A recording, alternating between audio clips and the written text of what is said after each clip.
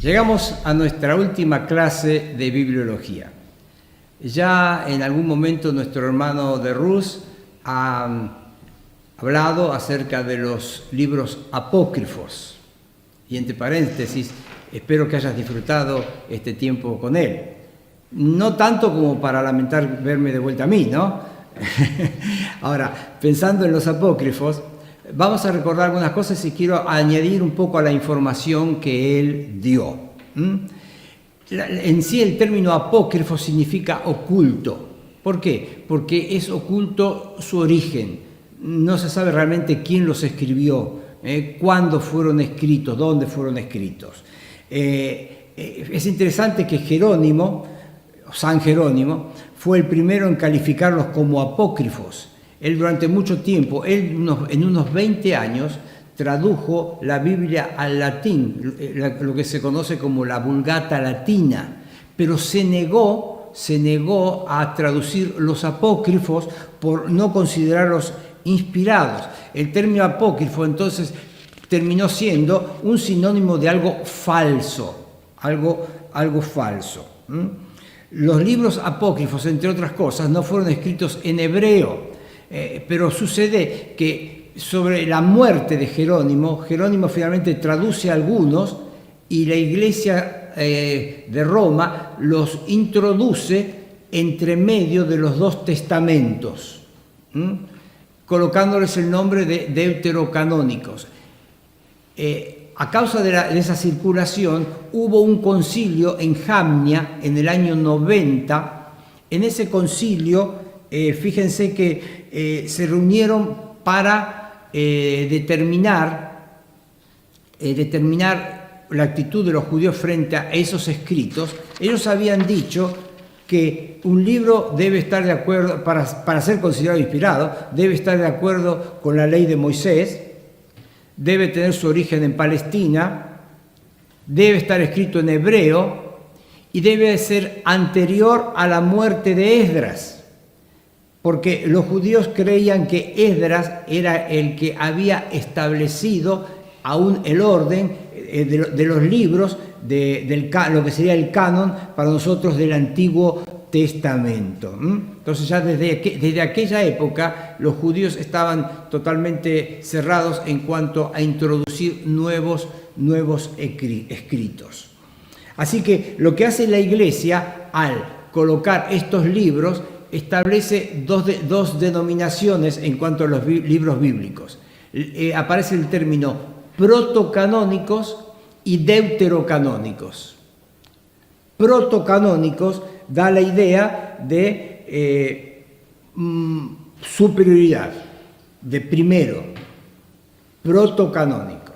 Pero por otro lado, deuterocanónicos, como Deuteronomio, la segunda ley, deuterocanónico está diciendo que es un canon de segundo orden, como si hubiese algo que ya hemos dicho que no existe, grados de inspiración, más inspirados, menos inspirados, protocanónicos, deuterocanónicos.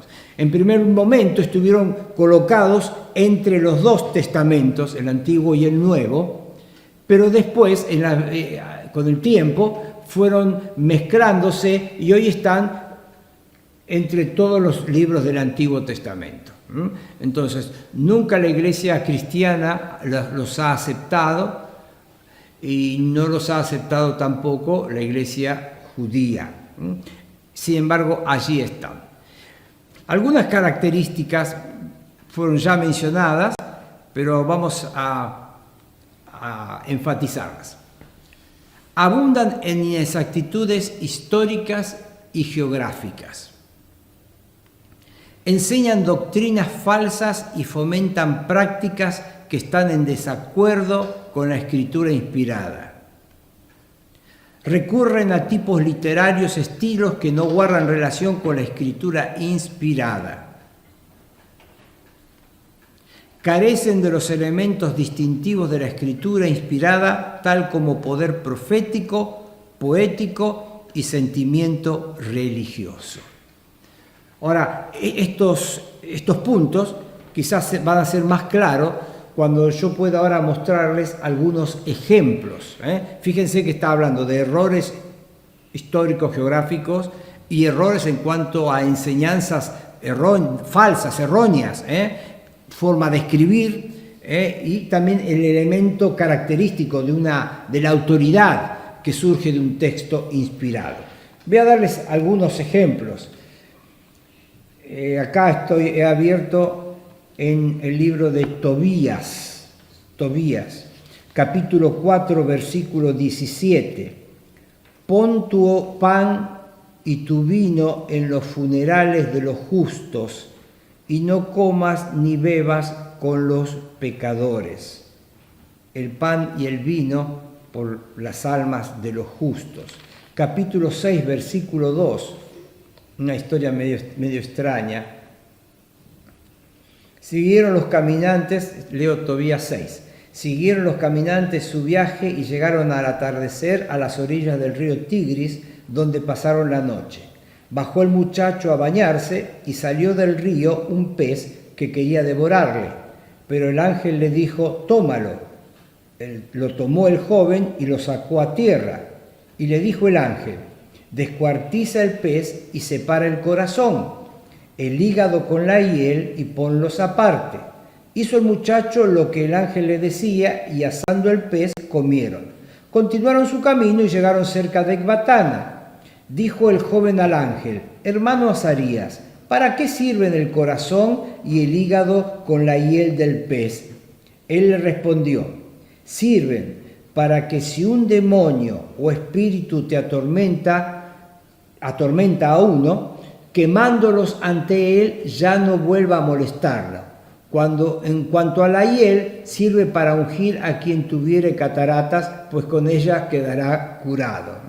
Entonces acá lo que está diciendo es que para ahuyentar demonios está el tema del corazón del pez. Capítulo 12, uno da risa si no fuera que es tan trágico y que algunas personas lo toman como si esto fuera la palabra de Dios. Capítulo 12, versículo 9. Mejor es dar limosna que acumular tesoros, pues la limosna libra de la muerte y limpia de todo pecado. La limosna libra de la muerte y limpia de todo pecado. 3 ejemplos en la carta, en el libro de Tobías. Otro, Judith. Comienza el primer versículo. Era el año 12º del reinado de Nabucodonosor, que reinó sobre los asirios en la gran ciudad de Nínive en los días de Arfaxad, rey de los medos, que reinó sobre los medos en Ecbatana. Bueno, el libro ya comienza con un tremendo error histórico. Dice el año 12º de Nabucodonosor, que reinó sobre los asirios en la gran ciudad de Nínive. Nunca Nabucodonosor estableció su trono en Nínive. Nunca lo hizo. Y en eso coinciden todos los historiadores. Así que esta Biblia católica, como tiene algunas notas, trata de poner algo para justificar. Dice: el nombre de Nabucodonosor era bien conocido por los judíos y todos sabían que había sido rey de Babilonia. ¿Sería posible que el texto primitivo pusiera Babilonia en vez de Nínive? Sin embargo, el texto habla siempre de asirios. Entonces, si se equivocaron al colocar Nínive y tenían que haber puesto Babilonia, no solucionaron nada, porque todo el texto habla de asirios. Los asirios están en Nínive. Así que un error histórico bastante grosero. El libro de Esther. El libro de Esther es muy extraño porque tiene adiciones. ¿Por qué? ¿A qué se deben estas adiciones? Bueno, muy bien. La primera característica del libro de Esther es que no menciona el nombre de Dios.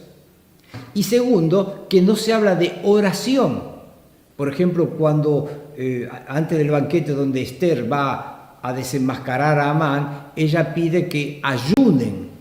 pero no aparece la palabra oración. Uno supone, obviamente, que ese ayuno incluía también un tiempo de oración, pero no está mencionado. Entonces, le han hecho adiciones en las cuales aparecen todas las oraciones que no están en el libro de Esther, y también con muchas menciones de Dios para justificar el error anterior. Lo llamativo es que el orden es totalmente extraño, porque comienza en el capítulo 11, va al 12, después va al primero, al 2, al 3, después el 13, después el 4, y entonces van intercalando. Inclusive tienen una sección que llaman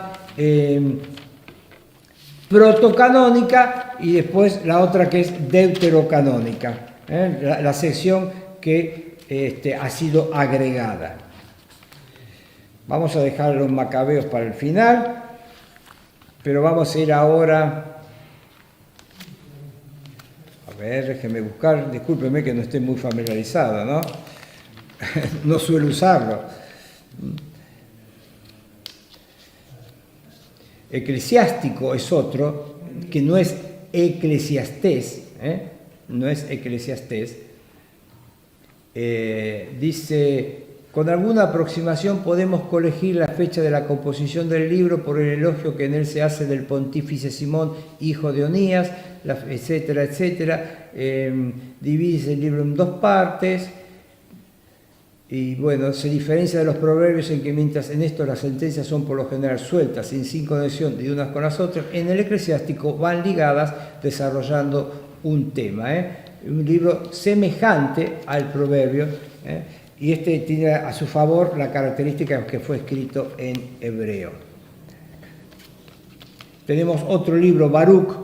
La Biblia dice: en el libro de Baruch no está comprendido en el canon judío, no es admitido por los protestantes que siguen en esto a los judíos, pero la Iglesia católica lo recibió de los apóstoles con la Biblia griega, y a eso nos hemos de atener. Ellos mismos están reconociendo ese aspecto que no tienen los libros.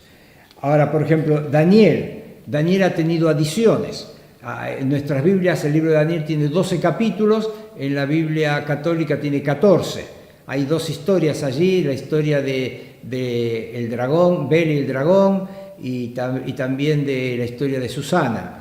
La historia del dragón era que él veía que a él los sirvientes del palacio le comentaban cómo llevaban todas las noches bandejas con comida, y Bel, el ídolo, devoraba todas esas comidas, entonces había que alimentarlo todos los días. Entonces en ese relato dice que Daniel esparció cenizas en el camino, en el piso. Entonces al otro día él fue con los sirvientes que le hablaban de cómo Bel comía la comida que le presentaban, y claro, sobre la ceniza quedó marcada la pisada de los siervos que venían y se llevaban la comida y se la comían en su casa, ¿no? Y el de Susana también, una mujer que quiso ser abusada por 3 hombres, y ella se negó, y entonces ambos la comenzaron a acusar de adulterio. Entonces, cuando estaban a punto de apedrearla, el Daniel pide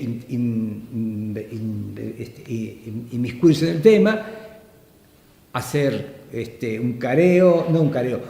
preguntas a cada uno de ellos, y consultar, hablando con uno sobre otro, sobre qué árbol fue que pasó lo que me dices. Y uno marcó un árbol, otro marcó otro árbol, entonces finalmente la historia quedó desenmascarada. Pero además también tiene adiciones. En el capítulo 3, que es el capítulo donde están los amigos de Daniel en el foso de los leones, entre el versículo 23 y ahí comienza un paréntesis. Inclusive en la Biblia dice ahí parte deuterocanónica, parte de segundo orden, de segunda inspiración. Y entonces ahí, ¿qué van a encontrar?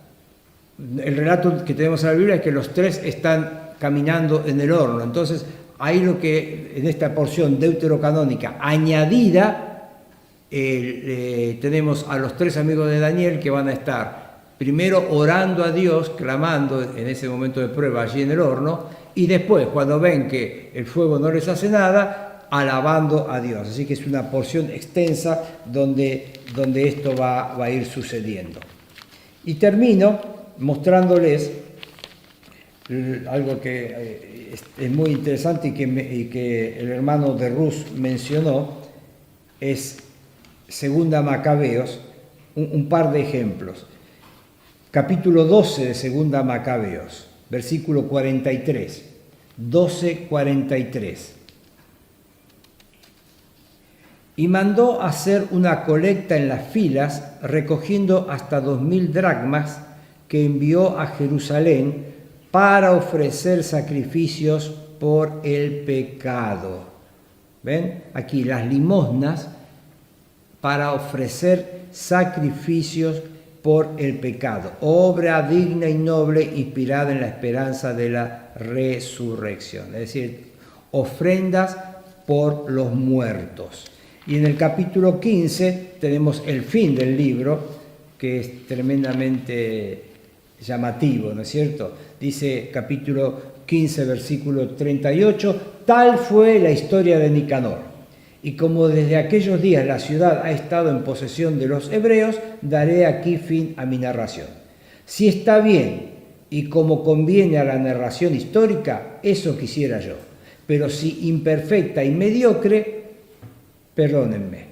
Como el beber vino puro o sola agua no es grato, mientras que el vino mezclado con agua es agradable y gustoso, así también la disposición del relato siempre uniforme no agrada a los oídos del lector. Y con esto damos fin a la obra. Esta es una de las demostraciones más evidentes del carácter tan diferente que tienen los libros apócrifos comparados con los libros realmente inspirados. Aquí el autor dice: si lo que escribí está de acuerdo al texto, mejor dicho, a los eventos históricos, si las cosas que escribí son como realmente pasaron, bueno, eso es lo que quise. Pero también él dice, tomar vino solo, agua sola, es un poco aburrido, pero si ustedes le ponen agua y vino, es más sabroso. Entonces, perdónenme, porque yo algunas cosas las modifiqué para que el relato sea más atractivo, sea más lindo.